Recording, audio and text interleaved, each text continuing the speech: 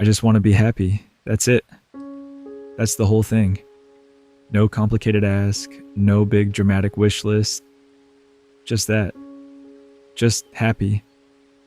And yet somehow that one simple sentence is the heaviest thing a lot of people are carrying right now. Because it sounds so easy when you say it out loud. It sounds like something that should already be there. Like something you're supposed to have by now. And when it's not, it doesn't just feel like you're missing happiness. It feels like you're missing something everyone else already found. Like the world handed something out, and somehow you ended up at the back of the line. I want to talk about that.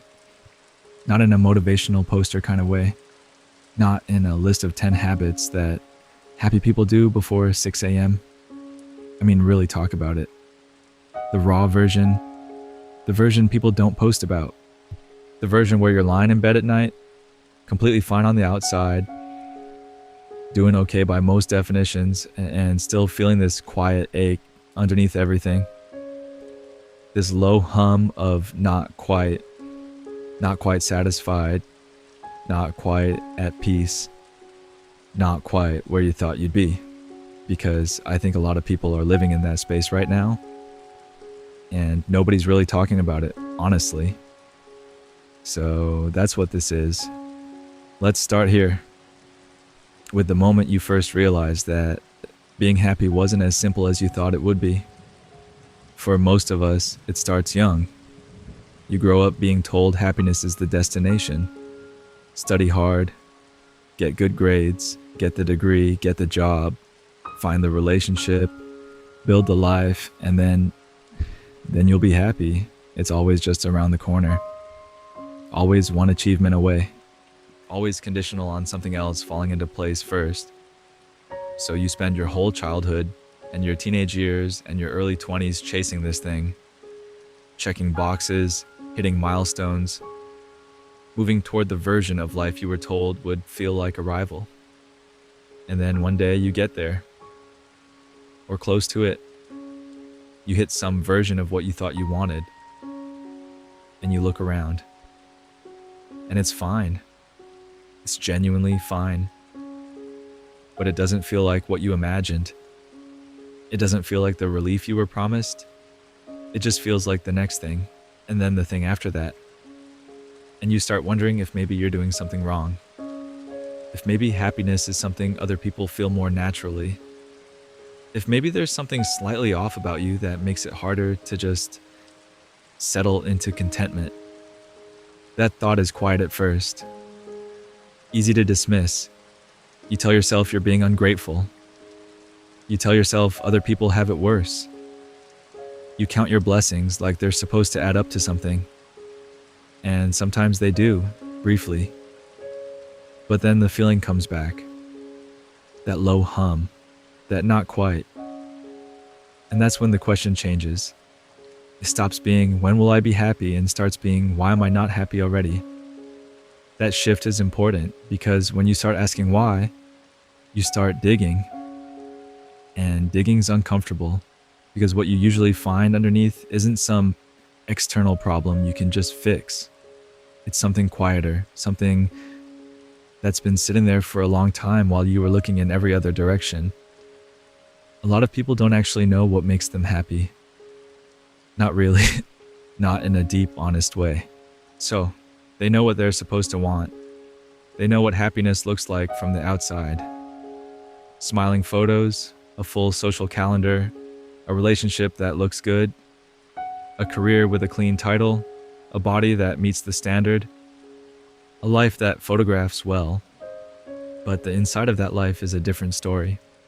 And most people are so busy maintaining the outside that they never stop long enough to ask if the inside actually feels good.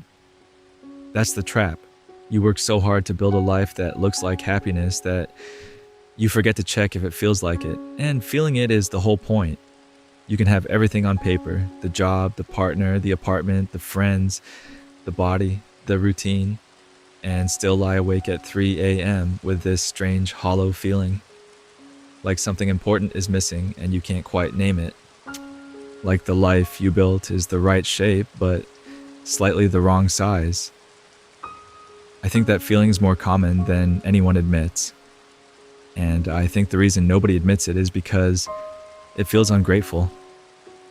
It feels like a complaint that doesn't have a valid reason behind it.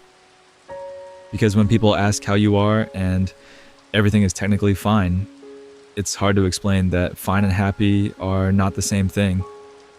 That you can be fine.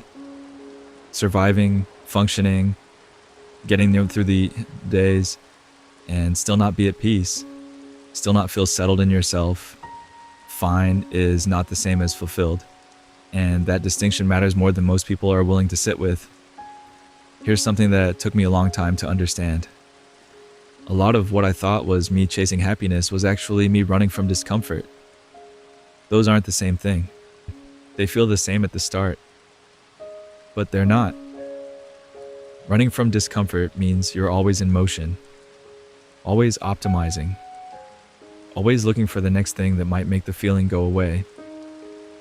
New job, new city, new relationship, new routine, new version of yourself. You keep moving because stillness is where the discomfort lives, and you've convinced yourself that the right change, the right shift, the right upgrade will finally make you feel okay. But it doesn't, because the discomfort isn't in your circumstances, it's in you. Not as a flaw, not as something broken, but as something unprocessed, something you've been outrunning instead of sitting with. And happiness can't exist in a person who's constantly running. Not real happiness. You might find temporary relief, moments of excitement, novelty, distraction, but that's not the same as peace. That's not the same as waking up in the morning and feeling okay in your own skin without needing something external to make it feel that way. Real happiness requires you to stop running long enough to figure out what you're actually running from. And most people are terrified to do that. Because what if you stop running and the discomfort is bigger than you expected? What if you sit with yourself in silence and you don't like what you find? What if the problem isn't your job or your relationship or your city? What if the problem is something inside you that's harder to change than your circumstances? That question is scary. So instead of asking it, people keep moving, keep upgrading, keep optimizing, and keep wondering why nothing seems to stick. Let's talk about something that doesn't get said enough. Performing happiness is exhausting, and so many people are doing it every single day, getting up and putting on the version of themselves that seems okay, answering "I'm good" before the question is even finished, laughing at the right moments, posting the right things, showing up to things they don't want to go to with an energy they don't actually have, and doing all of that on empty. Because somewhere along the way they learned that their real feelings were inconvenient, that real feelings made other people uncomfortable, that if they admitted they weren't okay, they'd either get advice they didn't ask for, or silence that felt worse than the problem. So they just decided to handle it alone, to keep it quiet, to be fine for everyone else and fall apart in private. And the performance becomes so good that eventually even the people closest to you stop checking, because you never seem to need anything, because you always seem to have it together, because you've trained everyone around you to believe that you're fine, even when you're not. And the loneliest part of that isn't being unseen. The loneliest part is knowing you're unseen because you're the one hiding. You built the invisibility yourself, and now you're not sure how to undo it without making it weird, without suddenly becoming the person who was lying this whole time, without having to explain all the things you didn't say when you should have. So you keep performing, and the performance gets heavier, because now you're not just hiding from everyone else, you're starting to hide from yourself. You wake up and you don't even know what you actually feel anymore because you've suppressed it for so long that the signal's buried. You just know that something is off, that something is missing, that you're tired in a way that sleep doesn't fix, and that this isn't what you thought your life was supposed to feel like. That's not a character flaw. That's what happens when someone spends years prioritizing how they appear over how they actually are. It catches up, always. There's a version of this that shows up specifically in relationships, and it's worth talking about on its own. A lot of people have tied their happiness to another person. Not consciously, not in a way they'd admit out loud, but in practice, in the way they function. Their mood depends on how that person is treating them that day. Their sense of worth goes up when they're receiving attention and then crashes when they're not. Their ability to feel okay is directly linked to whether things between them and this person are going well, and that's a terrifying amount of power to give someone. Not because the person is dangerous, but because no human being can carry that responsibility consistently without it breaking something. When your happiness lives inside another person, you are always at their mercy. Every text they don't send is a referendum on your worth. Every quiet day between you becomes evidence that something is wrong. Every moment where they seem slightly distant sends your brain into a spiral of, what did I do? What changed? Are they pulling away? You stop being a person with your own inner life. You become someone who monitors another person's energy like a weather forecast, because their emotional temperature determines yours. And what's painful about realizing this is that it often took something falling apart for you to see it. Because when things were good, you called it love. You called it being close. You called it, having someone who makes you happy. But what it actually was outsourcing.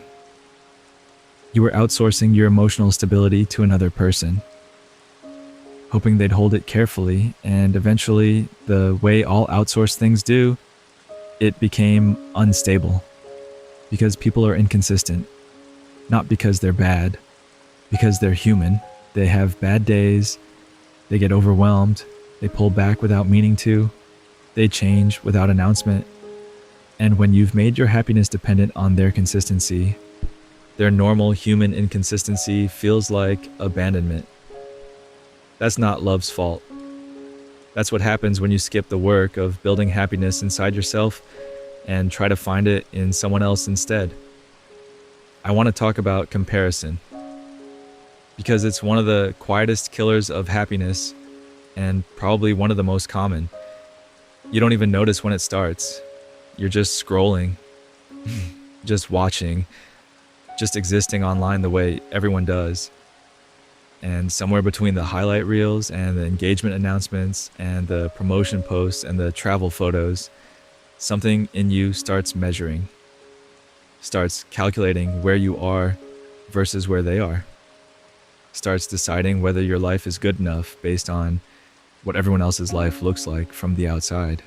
And the thing about comparison is that it never has a bottom. There's always someone who seems further ahead, always someone who seems more together, more confident, more loved, more successful, more at peace, more everything. And the more you look, the worse you feel. Not because your life is actually bad, but because your brain has started to evaluate your life not on its own terms, but relative to a curated version of someone else's. That's not a fair comparison. That's never been a fair comparison. Because what you're looking at isn't their life. It's the part of their life they chose to show you. The part that photographs well. The part that makes the cut. You're comparing your internal experience of your own life with all its doubt and mess and confusion to the external presentation of someone else's life with all the hard parts edited out. And yet you let that comparison make you feel like you're behind. Behind what? Behind who? On whose timeline? Because no one handed you a schedule. No one told you by 28 you'd have this, or by 32 you'd feel that. You inherited those timelines from other people's expectations and social media feedback loops and a culture that treats life like a race with a clearly defined course. Your life is not a race.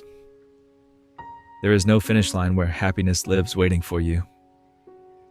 And the sooner you stop trying to run someone else's course, the sooner you can figure out what your own actually looks like. Here's something uncomfortable. A lot of the things people think will make them happy actually won't. And deep down, they already know that. But they hold on to those things as targets anyway because having a target feels better than having nothing to aim at. More money, more recognition, a bigger platform, a better body, a certain relationship status, a certain number of followers, a certain level of success in whatever you've defined success to mean. These things feel like they'll do it. They feel like once you get there, you'll finally exhale. Finally feel like you made it. Finally feel like enough. But you've probably already experienced this on a smaller scale. You wanted something badly. You worked for it, waited for it, finally got it. And for a moment, it felt incredible. And then, sooner than you expected, it felt normal. And the thing that was supposed to make you happy became just another thing you have, while your brain moved on to the next target. That's not a broken thing about you. That's just how humans are wired. The mind adapts. What thrills you today becomes the baseline of tomorrow. It's called the hedonic treadmill.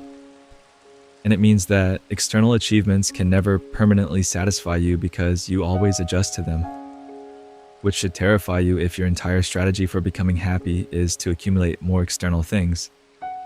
Not because those things are bad, not because ambition is wrong, but because if the only reason you're chasing them is to feel something internally that you haven't been able to feel without them, you're going to spend your whole life running and never arriving. Because arrival isn't a place you get to by chasing.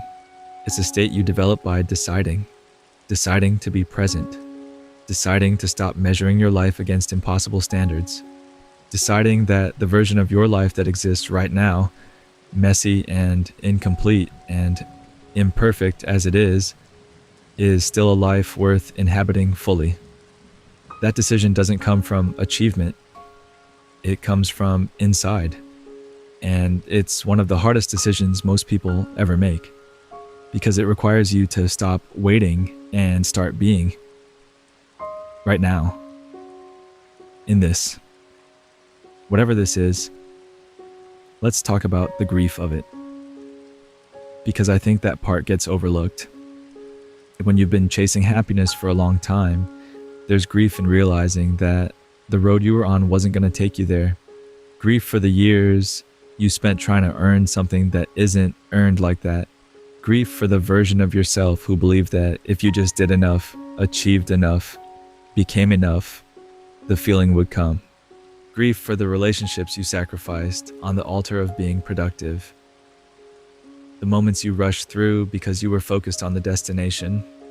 The quiet, slow days you dismissed as wasted instead of recognizing them as the actual substance of your life. That grief is real, and it deserves to be honored, not wallowed in, but acknowledged. Because if you don't acknowledge it, it turns into something else. It turns into bitterness. It turns into the kind of cynicism that says happiness is just a story we tell ourselves, that peace isn't real, that everyone who seems content is either lying or just hasn't figured out yet how bad things are. That's not clarity. That's a wound protecting itself by deciding that what it wants doesn't exist. You're allowed to grieve time you feel like you lost. You're allowed to be sad that you learned something important too late to apply it to a version of your life that already passed. Grief is part of the process, not the end of it, but part of it. And the people who skip the grief usually end up stuck in it longer because it just resurfaces dressed as something else. Resentment, numbness, chronic low-level unhappiness with no identifiable cause. Feel it. Let it move. Then let it teach you something. There's a specific kind of unhappiness that comes from living someone else's life. And I think more people are doing that than anyone realizes. Not in a dramatic way. Not like you woke up one day and decided to live a life that wasn't yours. It happens slowly. Through small accommodations, through trying to please people, through choosing what was expected over what was wanted, through staying in the lane that felt safe instead of the one that actually called to you.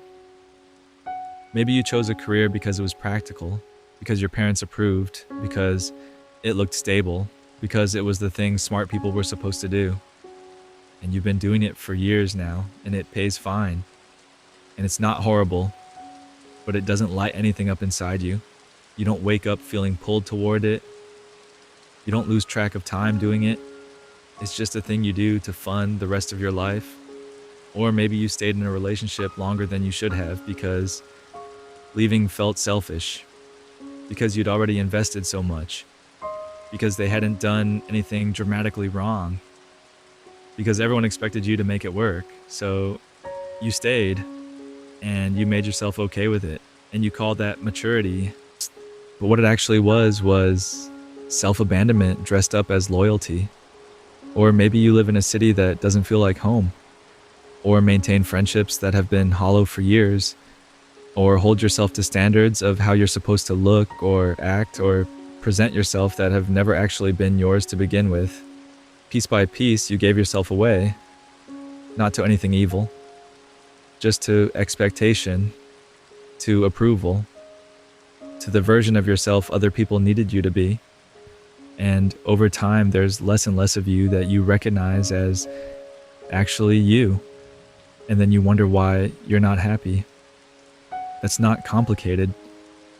That's just the natural result of spending years being someone you're not.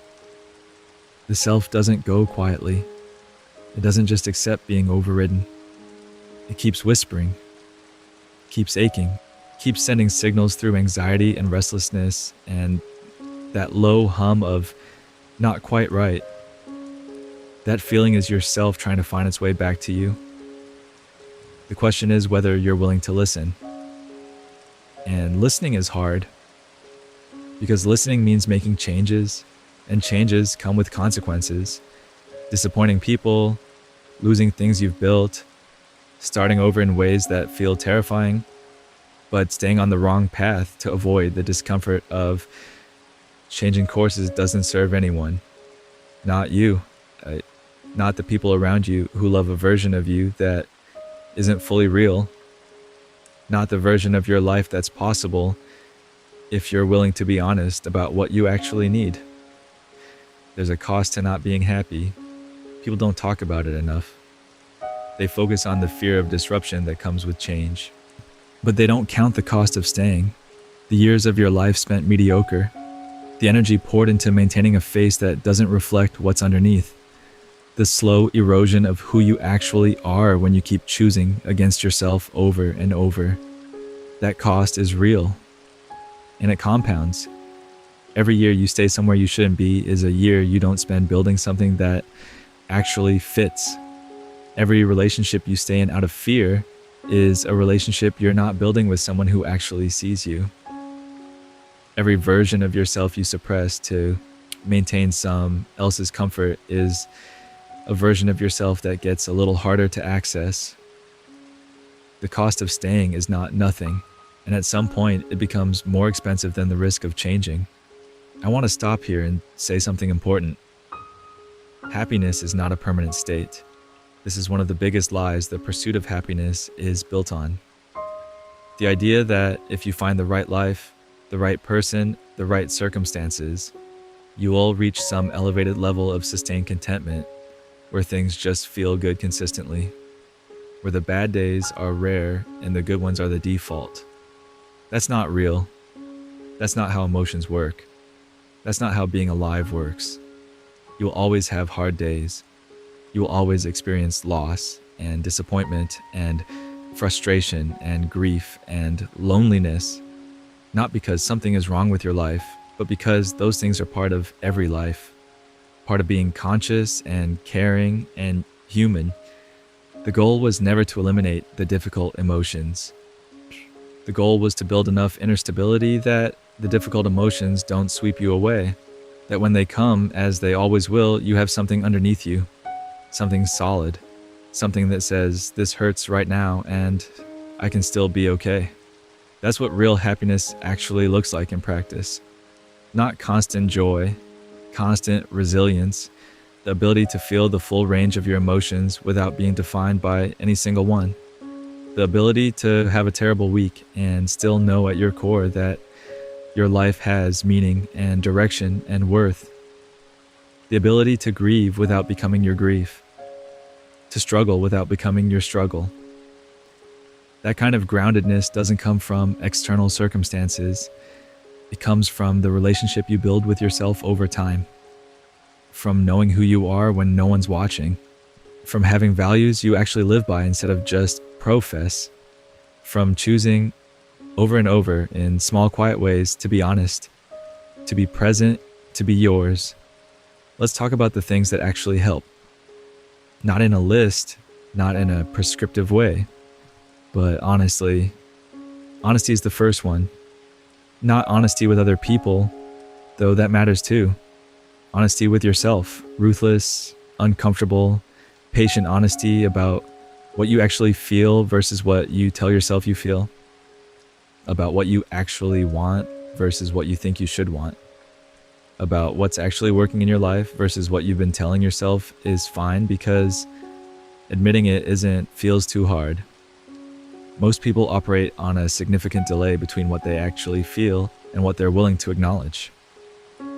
Something hurts and they suppress it. Something is wrong and they rationalize it. Something is missing and they distract from it. The gap between actual experience and acknowledged experience is where unhappiness lives and compounds. Being honest with yourself doesn't mean wallowing. It doesn't mean catastrophizing. It just means when something doesn't feel right, you let yourself acknowledge that it doesn't feel right instead of immediately arguing yourself out of it. You let the signal land. You sit with it long enough to understand what it's actually telling you. That requires slowing down. And slowing down is hard in a world that rewards constant motion, but it's necessary because you can't hear what your inner life is telling you if you never stop moving long enough to listen. Boundaries are the second thing. Real ones. Not the kind you announce dramatically. So what the quiet kind? The kind where you just stop doing things that consistently drain you without return. Where you stop spending time with people who make you feel worse about yourself. Where you stop saying yes to things you mean no to. Where you stop shrinking yourself to make rooms feel more comfortable. Not every person in your life deserves equal access to you. Not every invitation requires your presence. Not every opinion about your life deserves real estate in your head. Learning to draw those lines quietly and without guilt is one of the most powerful things you can do for your own well-being. And the reason people resist it is guilt. The worry that saying no makes you selfish, that protecting your energy makes you cold, that choosing what you need over what others want makes you a bad person. But here's what's true. You cannot sustainably give from empty. You cannot show up for the people you actually love if you've depleted yourself trying to be everything to everyone who's ever wanted something from you. Protecting your energy isn't selfishness, it's maintenance. It's the thing that makes genuine generosity possible. Because when you give from fullness, when you say yes because you genuinely want to and no because you genuinely can't, your presence actually means something. The people who matter feel the difference between you showing up because you wanted to versus you showing up because you felt you had to. One feels like love. The other feels like performance. And everyone in the room can tell. The third thing is community. Real community. Not a following, not an audience, not a network. Actual people who know you and stay anyway. Loneliness is an epidemic right now. Not the kind that comes from being physically isolated. The kind that comes from being surrounded by people who don't actually know you. Where every interaction stays surface level because everyone is protecting themselves. Where you can go a whole day talking to dozens of people and still come home feeling completely unseen. That kind of loneliness is one of the most significant contributors to chronic unhappiness. Humans are wired for connection. Real, deep, witnessed connection, where someone knows your actual struggles and not just your highlights, where you can say, "I'm not okay," and not immediately follow it with a joke to dissolve the tension, where your presence is sought, not because of what you provide, but because of who you are. Most people don't have enough of that, and they're not sure how to build it because being truly known requires vulnerability, and vulnerability feels risky, especially after you've been hurt, especially after you've trusted people and had that trust mishandled. But the answer to being hurt by vulnerability is never to stop being vulnerable. It's to be more intentional about who you extend it to. Because the right people, the ones who are worth your honesty, won't use it against you. They'll meet it. And that's where the kind of connection comes from that actually nourishes you. You deserve to be known. Not performed to, not presented to. Known. Let's sit with something that's hard to talk about. The role that your past plays in your present unhappiness. Because a lot of people are carrying things they haven't processed. Old wounds that never fully healed. Messages they received as children about whether they were enough. Relationships that shape the way they love and what they believe they deserve. Losses they never fully grieved. Versions of themselves they had to suppress to survive certain environments. That stuff doesn't disappear just because time passes. It doesn't resolve on its own. It goes underground and expresses itself as patterns. In how you choose people, in how you respond to conflict, in what kind of love feels familiar versus what kind feels uncomfortable, in how much you believe you deserve without having to earn it. And until you actually look at those patterns, until you follow them back to their source and understand where they came from, you're going to keep recreating the same dynamics, keep ending up in the same kinds of situations, keep wondering why this keeps happening to me. Not because you're cursed, because you're operating on old software that was written in an environment that no longer applies to your life. Therapy helps, not because therapists have answers you don't, but because the act of putting your internal experience into language, of saying out loud the things you've only ever held silently, does something to them. It makes them smaller, more manageable. It gives you distance from patterns that previously felt like just the way things are. And if therapy isn't accessible, then journaling. Writing.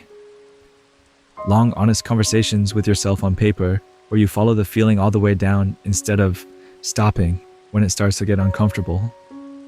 The goal is to understand yourself not as you wish you were, but as you actually are. With all the fear and defense and contradiction and history that comes with being a real person. Because you cannot build a happy life on top of unexamined pain. You can build a functional one, a busy one, a productive one, but not a genuinely peaceful one, not one that feels like home. I want to talk about rest, because this one is underrated. Not sleep, though sleep matters. I mean actual rest. The kind where you're not consuming anything, not producing anything, not optimizing anything. The kind where you're just present with yourself, with what's around you, without an agenda. Most people don't know how to do that anymore. Stillness has become uncomfortable because the mind fills it with everything it's been putting off.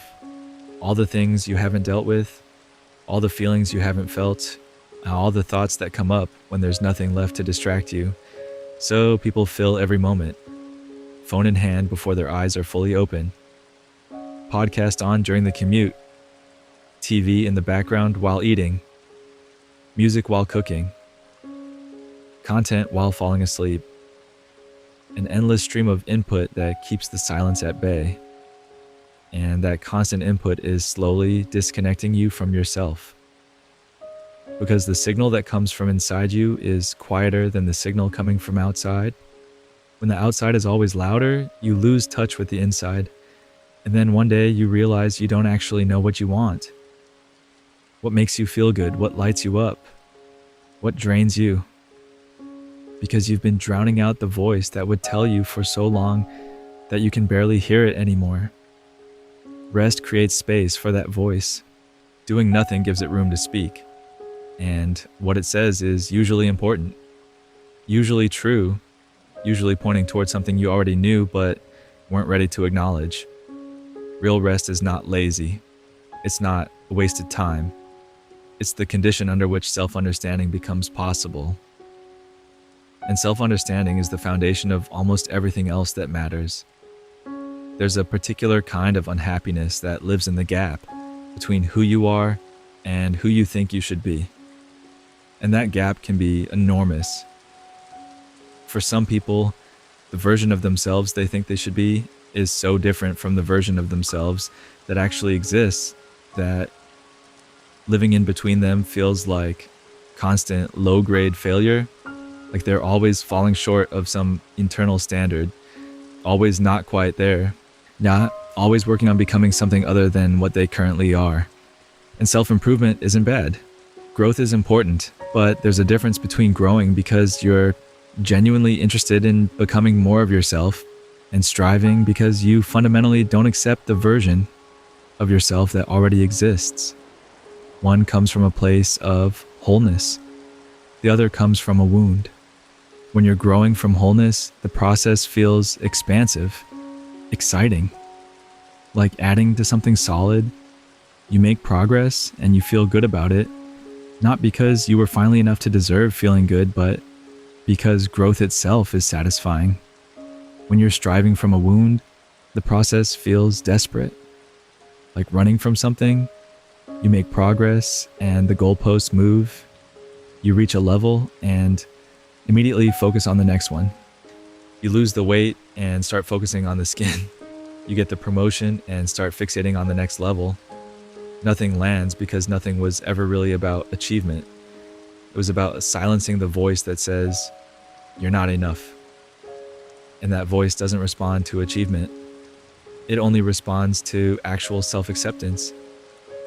Real self-acceptance isn't complacency. It doesn't mean you stop growing or stop caring about who you're becoming. It means you stop making your right to feel good contingent on being further along than you currently are. It means you exist in your own life without constantly auditing yourself for inadequacy. That's harder than it sounds. But it's also the thing that changes the texture of every single day. Let me talk about meaning, because this is central and people dance around it. A lot of people are unhappy not because things are going badly, but because they don't feel like what they're doing means anything. They're busy, productive even, but the busyness doesn't feel like it's building toward anything that matters to them at a deeper level. It's just motion, just maintenance, just getting through. And humans need meaning the way they need food, not as a luxury, as a fundamental requirement. Viktor Frankl wrote about this after surviving the Holocaust, that the people who made it through weren't always the strongest or the most resourceful. They were often the ones who maintained a sense of purpose, who had a why that was stronger than the suffering of the how. Your life doesn't have to be historically significant to be meaningful. Meaning doesn't require a grand mission or a global platform or a legacy that outlasts you by centuries. It can live in much smaller things, in work that asks something real of you, in relationships where you genuinely matter to someone, in creating things, building things, caring for things, in being part of something larger than your own individual comfort. But you have to find it. It doesn't find you. And finding it requires asking questions most people avoid because they don't have easy answers. What actually matters to me? Not what's supposed to matter. Not what would make the most impressive answer at a dinner party. What actually, honestly, quietly matters when no one is measuring. What am I building? Not in a career sense, in a life sense. What am I contributing to the world that wouldn't exist without me? even in small ways. What would I regret not having done if I knew my life was going to end sooner than expected? Those questions are uncomfortable. They're supposed to be. Discomfort is the friction of real reflection, and real reflection is where clarity lives. There's something that doesn't get talked about enough in conversations about happiness, and that's the body. Not in a diet and exercise kind of way, in a deeper way. The way your physical state is interwoven with your emotional state in ways that are impossible to separate. Chronic sleep deprivation makes everything look more hopeless than it is. It narrows your emotional range. It makes the difficult things feel unsurvivable and the good things feel distant. And most people in the modern world are operating on significantly less sleep than their biology requires. Not because they don't value rest, but because there are always more things to do than there is time to do them. And sleep is the thing that gets cut first. Movement matters in a way that's hard to overstate. Not performance, not athletics, just moving your body regularly in ways that feel good. Walking, swimming, dancing in your kitchen, and whatever it is. The research on exercise as an intervention for depression and anxiety is some of the strongest in psychology. It's not a replacement for other things, but it is a genuinely significant variable that most people underestimate. What you eat. Not in a punishing way, not in a way that turns food into a moral category, but in the basic sense that when you consistently fuel your body with things that make it feel terrible, your body doesn't have what it needs to regulate itself emotionally. Hortai, being in nature. This one sounds small until you start noticing how you feel after spending time outside. Genuinely outside, not standing near a window. There's something that happens in the nervous system when you're surrounded by something that isn't made by humans. Something quiets. Something resets. And in a world that is almost entirely artificial stimulation, that reset is not nothing. Your body is not separate from your happiness. It's the instrument through which you experience everything. Taking care of it isn't vanity. It's basic maintenance for the thing that makes experience possible. Here's something I want to say carefully about the relationship between happiness and acceptance. Acceptance gets confused with giving up, with resignation, with deciding that nothing can change, so you might as well be okay with things as they are. But that's not what real acceptance is. Real acceptance is being honest about reality as it is right now, without adding an extra layer of suffering by resisting the fact that it is the way it is. It's the difference between this is hard and this is hard and it shouldn't be. Which is even harder, the first acknowledges. The second compounds. When something is painful, the pain is inevitable. But the suffering that comes from fighting the fact that you're in pain, from telling yourself you shouldn't feel this way, from being angry at yourself for not being okay, from resisting the reality of where you are, that suffering is optional. Not easy to opt out of, but optional. Acceptance says, this is where I am right now. I'm not happy about it. Still, I'm not pretending it's fine. I'm not performing peace I don't have, but I'm also not going to make it worse by spending all my energy fighting the fact of it. From acceptance, change is actually possible because you're starting from an honest place. You're not burning energy on resistance, you're directing it towards something real. People think acceptance means you stop trying. It's actually the foundation for trying more effectively, because when you're not fighting reality, you can actually see it clearly enough to do something about it. Let's talk about the people in your life and what they have to do with your happiness, because this is big. The research is consistent and has been for decades. The quality of your relationships is the single strongest predictor of life satisfaction. Not wealth, not achievement, not health, though health matters, relationships. The degree to which you feel genuinely connected to other people who care about you and whom you care about in return. which means if your relationships are hollow, the rest of your life can be objectively good and you will still feel like something is missing. Because something is. The thing that matters most is absent.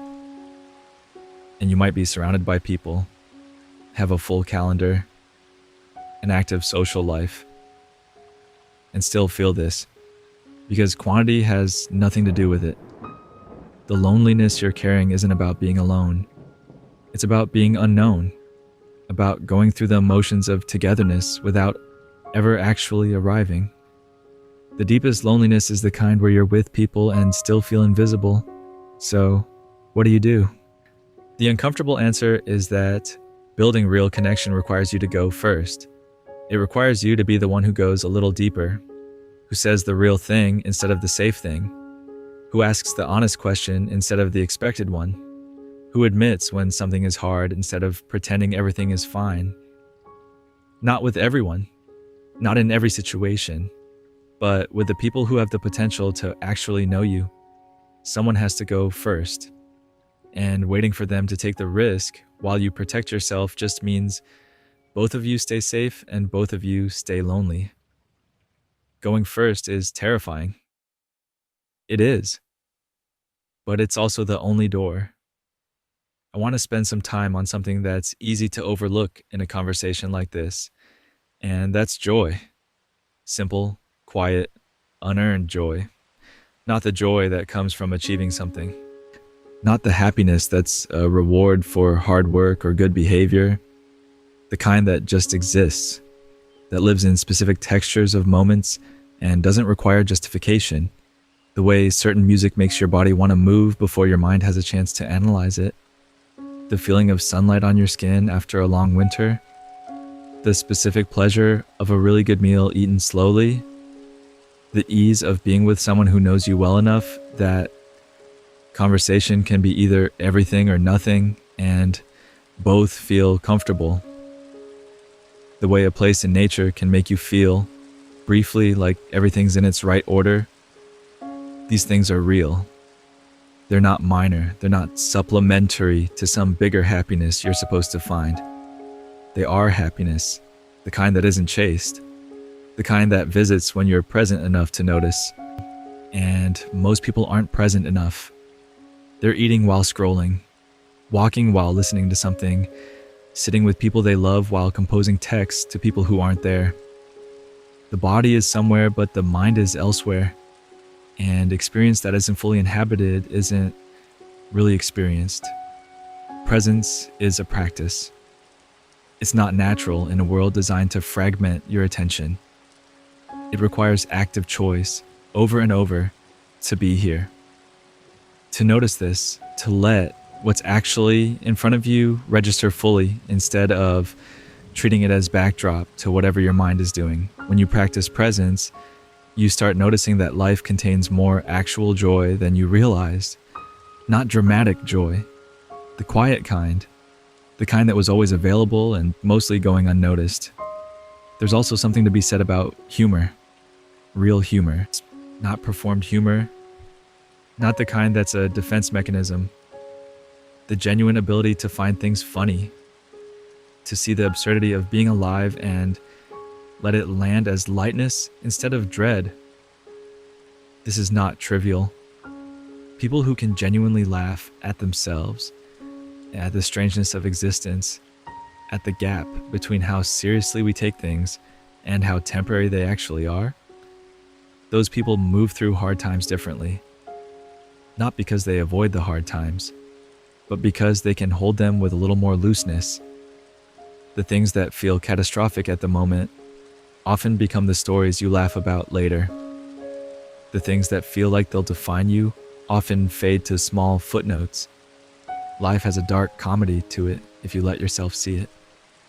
The earnestness with which we pursue things that slip away. The seriousness with which we protect reputations that no one else is really tracking. The way we can spend an hour spiraling about something that will be irrelevant by Thursday.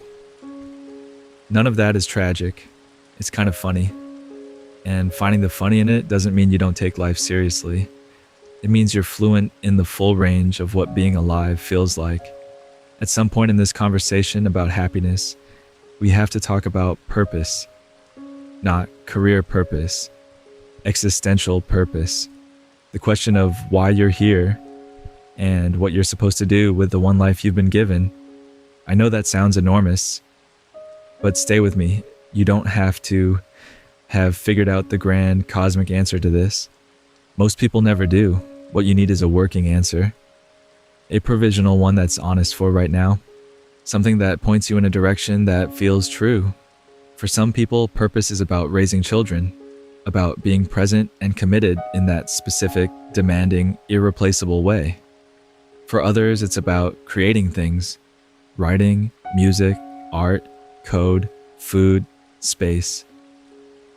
For others, it's about service, about contributing to something outside themselves, whether through work or community or activism or care. For others, it's about learning, about the ongoing project of understanding more and becoming more. None of these is objectively better than another. What matters is whether the one you're living is actually yours, whether you chose it or inherited it, whether it energizes you or just occupies you. When you're oriented toward something that feels genuinely yours, the hard days are different. They're still hard, but they carry meaning. There's a reason behind the difficulty that makes it survivable, sometimes even worthwhile. When you're not oriented toward anything that feels genuinely yours, the easy days can feel inexplicably hollow, because there's nothing larger for them to be in service of. Find the thing, not someone else's thing, yours. Let's talk about forgiveness, because a lot of unhappiness is stored in unforgiveness, toward other people and toward yourself, the people who hurt you, the relationships that broke you open, the ones who left without explanation or stayed without caring, the ones who mishandled your trust, the ones who took up years of your life and left you less whole than you were before. Forgiving them is not about them. It is not absolution. It is not saying what they did was okay. It's not even something you do for their benefit. In tight, it's something you do for yours. Because carrying resentment has a cost, a physical cost, a constant low level of arousal in the nervous system, a story you keep retelling that keeps you stuck in a moment that already passed, a portion of your emotional bandwidth permanently occupied by something that isn't giving you anything in return. Forgiveness is releasing that. Not the memory, not the lesson, just the active suffering of it. Choosing to stop letting something that already happened continue to subtract from the present. That's hard. Sometimes it takes years. Sometimes it has to be chosen over and over. Not once and forever. But each time you choose it, even partially, something releases. Something that was tight loosens slightly. And over time, the weight becomes something you're no longer carrying. Right? And then there's forgiving yourself, which is often harder for the choices you made when you knew better, for the people you hurt, for the time you wasted, for staying too long somewhere you should have left, for leaving too early something you should have stayed for not being ready when readiness mattered, for being afraid when courage was called for the gap between who you wanted to be and who you actually were in the moments that counted. You were doing the best you could with what you knew and what you had. That's true for almost every human failing you'll ever examine honestly. Not an excuse, not a reason to stop growing. Just context. The context that allows you to look at your past clearly without it becoming a prison. You are not the worst thing you've ever done. You are not your worst period. You are not the sum of your regrets. You are someone who is still here, still trying, still capable of becoming something different than what you were. Forgive yourself for not being further along. Forgive yourself for the time it took to learn what you now know. Forgive yourself for being human in all the ways humans are, messy and afraid and inconsistent. And then use what you learned. There's a question I want to sit with for a moment. Are you actually unhappy? Or are you just afraid? Because sometimes those two things get confused. Fear can look like unhappiness from the inside, the fear of making a wrong decision, the fear of disappointing people, the fear of changing and losing what's familiar, even when what's familiar isn't serving you, the fear of wanting something and not getting it. So instead, you tell yourself you don't want it. Instead, you convince yourself you're content. Instead, you stay very still and call it stability when it's actually avoidance. And avoidance has a specific quality to it. It feels like control. Like you chose this, like you're being responsible, realistic, grounded. But underneath, there's usually this quiet awareness that you're not fully living, that you're managing your exposure to life instead of actually inhabiting it. Real unhappiness is trying to tell you something. It's a signal with information. It points at things that need to change, be grieved, be addressed. It has direction. Fear can look identical from the outside, but feels different inside if you're honest enough to examine it. Fear doesn't have direction, it just has resistance. It says no to everything without a clear reason. It makes every door look like it leads somewhere worse than here. If you're honest with yourself, which one are you more in right now? Unhappy because something genuinely needs to change, or afraid because change has consequences and staying still feels safer even if it isn't serving you? The answer changes what comes next. Here's something I want to say about the pressure we put on happiness itself. The way we've turned it into a standard that everything in life has to measure up to. Not every season of life is supposed to feel good. Some periods are just hard, transitional, grief-heavy, demanding. The kind where you're doing important work at great cost and the payoff isn't visible yet. The kind where you're becoming someone new and the old version of you is dissolving, and that process is uncomfortable before it's freeing. And if you hold every difficult period up to the standard of how it feels and decide it must be wrong because it doesn't feel good, you'll abandon things that needed patience. You'll flee discomforts that were actually transforming you. You'll optimize for feeling okay right now at the expense of becoming who you need to be over time. Not every good thing feels good while it's happening. Sometimes the most meaningful periods of life feel like the hardest ones in the moment, and only in retrospect, only looking back from the other side, does it become clear that the difficulty was the point, that you were being shaped by something that required endurance. The question isn't always, how does this feel? Yes, sometimes the question is, what is this building? Whether the difficulty is pointing towards something or just burning you out matters. And discerning between the two requires honest self-knowledge. Some hard things are refining you. Some hard things are just depleting you. Learning the difference is one of the most important skills available to you. I want to talk about creativity, not as a career, as a fundamental human need. There is something that happens when humans make things, when you take the raw materials of your inner life and turn them into something that didn't exist before. Whether that's writing, painting, cooking, gardening, building, decorating, making music, making anything. The act of creation does something specific for the psyche that nothing else quite replicates. It makes the inside of you visible, in a form you can look at, in a form that can outlast the moment it came from. And that visibility is one of the things people hunger for most deeply without always knowing it. To be expressed, to be witnessed, not by audience, by artifact. You don't have to be talented, that's not the point. The point isn't to make something good. It's to make something real. To take what's in you and put it somewhere outside of you. The process itself is the medicine, not the quality of the outcome. A lot of people stopped making things somewhere in adolescence or early adulthood, when it stopped being acceptable to make things without skill, when the evaluation of the product became more present than the experience of the process, when the internal critic got loud enough to make the blank page feel more like a threat than an invitation. Let yourself make bad things. Let yourself make things no one will ever see. Let yourself be in the process without the pressure of the product. Because something unlocks in there. Some part of you that's been quiet gets to speak. And that matters more than you realize until you let it happen.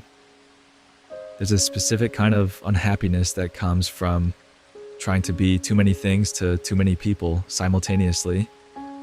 The work person and the family person and the friend and the partner and the child and the professional with the clean image. All the different faces you wear for all the different rooms, and the exhaustion of keeping all of them consistent, of remembering who knows what about you, of never being fully the same person from one context to the next. The word for this is fragmentation, and it's quietly exhausting in a way that's hard to explain because there's no single identifiable cause. It just feels like being spread too thin, like there's not enough of you to go around. Like even when things are okay in every individual compartment, there's no version of you that gets to be whole. Integration is the opposite of that. Having one self that you bring to every room. One voice that speaks in every context. Not identical tone, not identical register, but the same core, the same values, the same person underneath regardless of who's watching. Integration requires honesty. It requires you to know who you actually are beneath all the roles, and then to choose to be that person even when it would be easier to code switch into something more palatable for the room. This doesn't mean you never adjust. Being sensitive to context is different from having a different self in every context. The first is social intelligence. The second is fragmentation, and the most reliable way to build integration is to spend time alone, genuinely alone, away from all the roles and faces, and ask yourself, who am I when I don't have an audience? What do I actually think? What do I actually feel? What do I actually want? The more you know that person, the more easily you can bring that person into every room. And the more whole you feel, the more energy becomes available. The energy that was going into maintaining all those different faces can go somewhere else, into something real. Let's be honest about social media for a moment. Because it has done specific things to the way people relate to their own happiness, and it's worth naming them. It has given everyone a permanent record of everyone else's best moments. A curated highlight reel that updates in real time. And the brain, which was not designed for this, often cannot hold the distinction between what is real and what is presented.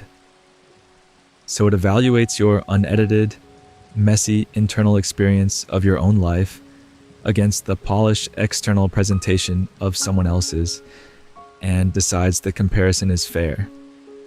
It has created a culture of public performance where people feel pressure to make their lives legible to an audience, where experiences become meaningful, partly through documentation, where being somewhere is complicated by the awareness of whether it looks like the kind of place you should be.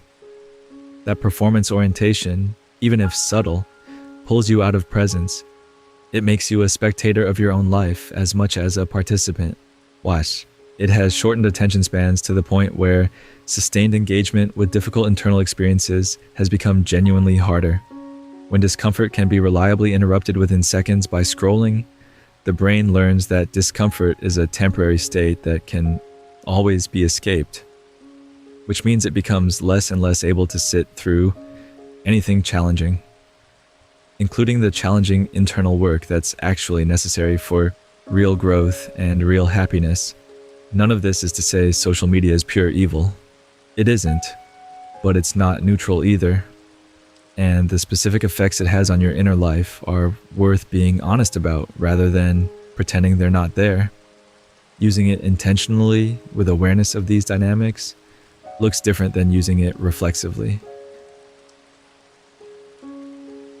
Noticing when you feel worse after scrolling and choosing to stop is different from scrolling without awareness. Actively choosing what you consume rather than passively absorbing whatever the algorithm decides is different from surrendering your attention to something designed to hold it as long as possible, regardless of whether the content is good for you. You are allowed to opt out, partially or fully. The world will not collapse. And you might be surprised what comes back when the noise reduces. There's something I want to say about the phrase, I just want to be happy, and specifically about the word just.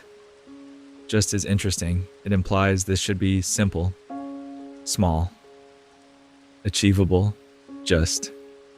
As if happiness is a basic thing that anyone could have if they arrange things correctly. And in some ways, that's true. Happiness isn't some impossibly complex philosophical destination. In its most basic form, it's being present, connected, purposeful, honest with yourself, at home in your own skin. These are not exotic things. They don't require extraordinary circumstances or unusual luck. But the word just also carries a resignation, like you've stopped asking for everything, and now you're just asking for this one thing. Like you've given up on the bigger life and condensed your wish down to the smallest possible version of what a good life could feel like. And I want to push back on that slightly. Not because wanting to be happy is small, but because happiness isn't the minimum. It's a natural outcome of living in alignment with who you actually are. And you deserve that, not as a reduced ask, not as the fallback position. And as the legitimate expectation of someone who is willing to do the honest, difficult work of knowing themselves. You deserve to be happy. Not because you've earned it through suffering or sacrifice, but because being alive and conscious and capable of experience, that is itself sufficient basis for a life worth living. For a life that can contain genuine joy and meaning and peace. Not all the time, but as the prevailing weather, as the default condition you return to when the storms pass. You deserve that. The full version of it. Not just the minimum. I want to close this with something that feels true to me about what happiness actually is in practice. In the texture of a real life. Not as a concept, but as a lived experience. Happiness, real happiness, is not a peak. It's a baseline. It's the quality of the ground you walk on. Not the mountain you climb to occasionally. The ordinary ground you move through on an ordinary day. It's waking up and not dreading the day. Not because everything is perfect, but because you're okay with things as they are while still working toward what you want. It's being in a conversation with someone and actually being there, not half somewhere else in your head. It's feeling proud of yourself not for what you achieved, but for how you handled something. For choosing honesty when it was hard, for staying when you wanted to run, for running when you needed to go. It's having moments in an ordinary week where something small lands in you as genuinely beautiful, unexpectedly, without you having to manufacture it. The light through a window, the sound of laughter from another room, the specific feeling of doing something you're good at. Why is something that was just there and you were present enough to catch it? It's knowing who you are well enough that other people's opinions of you, while interesting, don't determine your stability. That when someone disapproves of you or withdraws from you or challenges you, it's uncomfortable, but it doesn't collapse you because you have a relationship with yourself that is solid enough to stand on. It's choosing yourself consistently in the small, quiet ways that no one else sees. Not dramatically, not as a statement, just as a daily practice of taking your own needs seriously, of treating yourself with the same basic care you would extend to someone you love. It's having a life that feels like yours, not a performance, not a maintenance job, something you actually chose, at least in significant part. Something that reflects who you are, that asks real things of you, that gives real things back. That's what I want. Not the peak moments, not the viral happiness, not the Instagram version, the ordinary version, the version that lives in the body and in the day and in the quiet spaces between things. That's what's worth working toward. That's what's worth being honest for. That's what's worth sitting with the discomfort for. You just want to be happy. That's not a small ask. That's not a resigned ask. That's the most important thing you could ever decide to actually pursue. And you can have it, not by finding the right circumstances, but by doing the honest, patient, often uncomfortable work of becoming the person who doesn't need the circumstances to be perfect to be okay, who doesn't need external validation to feel worthy, who doesn't need everything to go right to feel like life is good. The version of you who can actually be happy already exists. You're just in the process of clearing the way to get to them. Keep going. You're not behind. You're not broken. You're not asking for too much. You're just asking the right question. And that's always where the real work begins.